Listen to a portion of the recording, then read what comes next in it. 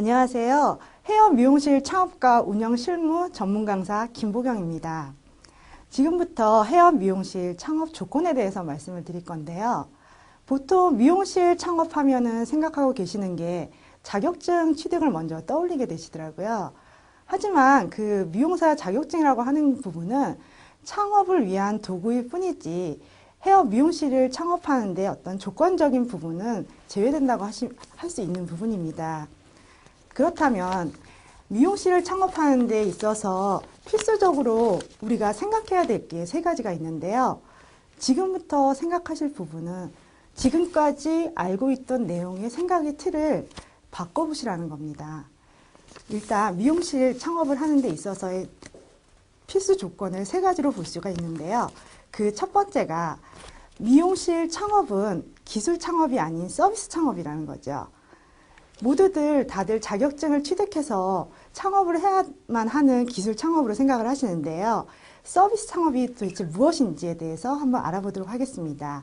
두 번째로는 창업에 대한 미용실 창업은 현장 경험이 선택이 아닌 필수라는 내용입니다. 보통들 현장 경험에 대한 부분들을 많이 꺼려 하시는데요. 이 부분, 특히 미용실을 창업하고자 한다면은 현장 경험은 꼭 필수적으로 따라가야 되는 내용이거든요. 그리고 세 번째로 기술은 직원이고 운영은 경영자가 한다는 마인드를 꼭 가지고 시작하셔야 된다는 것입니다. 그러면 이제부터 이 세 가지에 대한 내용을 하나하나 알아보도록 하겠습니다. 첫 번째, 기술 창업이 아닌 서비스 창업이라고 하는데요. 보통 미용실 창업이라고 하면 누구나 자격증만 있으면 할 수 있는 기술 창업이라고 하는데요. 이거는 현재의 어떤 시장으로 봤을 때 희망사항에 불과합니다. 우리가 1970년대나 80년대 같았다면 이러한 말이 맞을 수도 있죠. 기술 창업이라고 하는 것은 그 당시에 이 미용 기술을 가진 분들이 워낙 적은 상태였고요. 그만큼 고객의 수는 많았었기 때문에 고객이 기다리면서 시술을 받던 시절이 있었죠.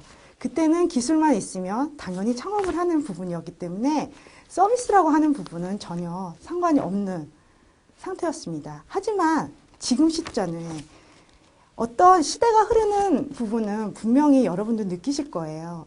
이제는 기술이라고 하는 부분은 하나의 도구일 뿐이지 그게 창업시장에서 성공으로 이끌어 간다고 하는 그런 부분은 없거든요. 그렇기 때문에 지금 포화 상태에 있는 미용시장에서 살아남기 위해서는 기술이 아닌 서비스로 승부하는 시장에서 움직이셔야 된다는 거죠. 그 다음 이제 두 번째로 넘어가겠습니다. 현장 경험이라고 하면은 많이들 두려워하시죠? 자격증을 보통 취득을 하시고 나면은 현장에 나가셔야 되는데 그 자격증이 모두 다 보면은 장롱 속에 다 들어가 있더라고요. 현장이라고 하는 부분 자체가 긴 근무 시간과 고된 어떤 육체적인 노동으로 인해서 다들 멀리 하시게 되는데요. 미용실을 창업하실 예정이시라면 현장이라고 하는 부분을 꼭 같이 병행하셔야만 되는 부분이거든요. 왜 그러냐 하면은 경영이라고 하는 부분은 내가 어떤 네.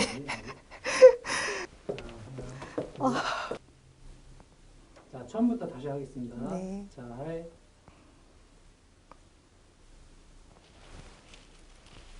안녕하세요.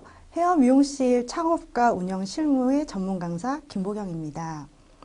오늘은 헤어 미용실 창업에 대한 조건을 강의를 할 건데요. 헤어 미용실 창업이라고 한다면 보통 일반인들은 미용사 자격증을 많이 떠올리시더라고요. 미용사 자격증이라고 하는 부분은 창업을 할 때 하나의 도구일 뿐인데 자꾸 이거를 착각하시는 부분이 있는데요. 그렇다면 미용실을 창업하는 데는 어떤 조건들이 필요한지 한번 알아보도록 하겠습니다.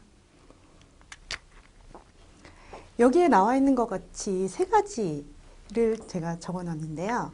일단 첫 번째는 기술 창업이 아닌 서비스 창업에 대한 부분입니다. 보통 자격증을 취득하고 그 기술을 익혀서 창업을 하게 되는 기술 창업으로 많이 생각을 하시게 되는데요. 지금은 시대가 변화하고 그 시대에 변화된 시대에 같이 어우러져 나가는 부분이 있기 때문에 이제는 더 이상 헤어 미용실 창업이 기술 창업은 아니라는 얘기입니다. 그리고 두 번째 제가 말씀드리고 싶은 거는요. 현장 경험이 무엇보다도 굉장히 중요한 부분이라는 거죠. 이제는 현장 경험이라고 하는 거는 선택이 아닌 필수사항이라는 것입니다.